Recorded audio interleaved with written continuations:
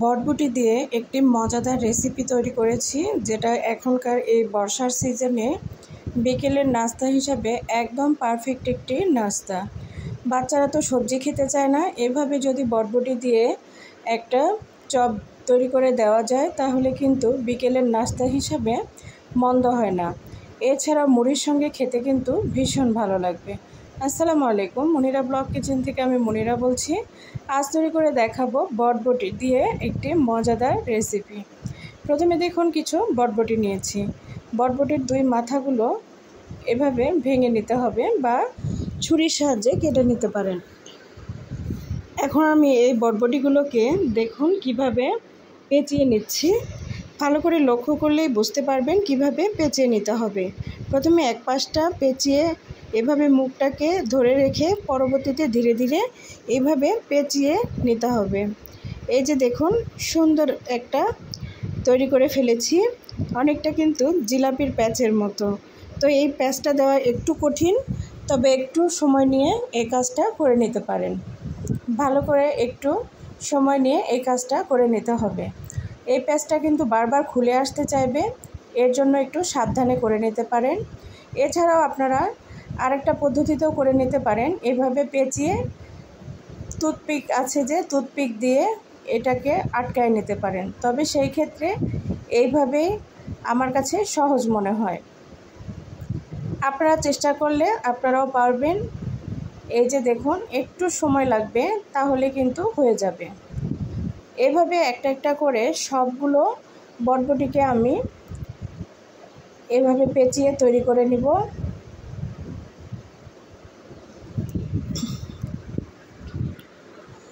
এখন আমি সবগুলো তৈরি করে নিয়েছি।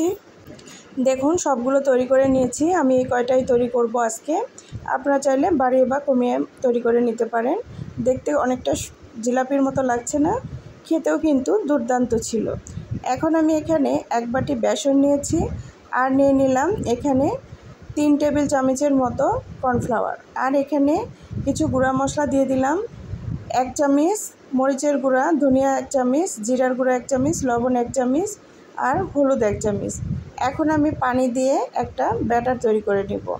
সব চপ তৈরি করতে যেরকম পানি দিয়ে ব্যাটার তৈরি করতে হয়, ঠিক ওইভাবেই ব্যাটারটাকে তৈরি করে নিতে হবে।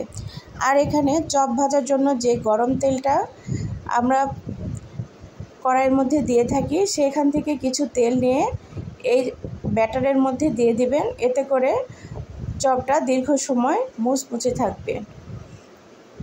তো ব্যাটারটা আমি এভাবে তৈরি করে নিয়েছি। এখন দেখুন আমি এই বটবটিগুলোকে এইভাবে ব্যাটারের মধ্যে এভাবে চুবিয়ে নিব। একটু ভালো করে চুবিয়ে নিতে হবে। এখন আমি কড়াইয়ের মধ্যে বটবটিগুলো এভাবে দিয়ে দিব। চপগুলো একটা একটা করে সবগুলো দিয়ে দিব। আমার কড়াইটার মধ্যে আগুনের তাপ বেশি হয়েছিল, যার কারণে এইভাবে পুড়ে গেল। তবে সমস্যা নেই, পরিষ্কার করলেই ঠিক হয়ে যাবে, আপনারা কিছু মনে করবেন না। তো এখন দেখুন এই যে এভাবে আমি সবগুলো চপ এভাবে ভেজে নেব। উল্টে পাল্টে দুই পাশে কিন্তু ভেজে নিতে হবে ভালোভাবে। প্যাঁচগুলো যদি না হয় তাহলে কিন্তু এই যে তেলের মধ্যে যখন দিবেন একটু খুলে যাওয়ার সম্ভাবনা আছে, তবে ভয়ের কিছু নেই। সেক্ষেত্রে সবগুলো প্যাঁচ খুলে যাবে না, সামান্য একটু মাথাটা খুলে যেতে পারে। এরকম চপ তৈরি করে বাচ্চাদের সামনে দিলে বাচ্চারা কিন্তু মহা খুশি হয়ে যাবে। আনকমন একটা নাস্তা, আপনারা এভাবে একদিন হলেও ট্রাই করে দেখতে পারেন, খেতে কিন্তু ভীষণ ভালো লাগে। বটবটির এই চপটি কে কে তৈরি করেছেন অবশ্যই কমেন্ট করে জানাবেন। আর ভিডিওর যদি কোনো অংশ ভালো লেগে থাকে বা মন্দ লেগে থাকে আমাকে কমেন্ট করে জানাতে ভুলবেন না। যারা এখনও আমার চ্যানেলটি সাবস্ক্রাইব করেননি, প্লিজ আমার চ্যানেলটি সাবস্ক্রাইব করে আমার পাশে থাকবেন। বাদ বাকি চপগুলো আমি এভাবেই ভেজে নেব। এই চপটা মুড়ির সঙ্গে বা সস দিয়ে খেতে কিন্তু ভীষণ ভালো লাগে। তো সবগুলো চপ আমার তৈরি করা কমপ্লিট। ভুল হলে ক্ষমা সুন্দর দৃষ্টিতে দেখবেন। দেখুন মাশাআল্লাহ কত লোভনীয় হয়েছে। তো আপনারাও এখনই এভাবে চপ তৈরি করে খেয়ে ফেলুন। ভালো থাকবেন সবাই, আমার জন্য দোয়া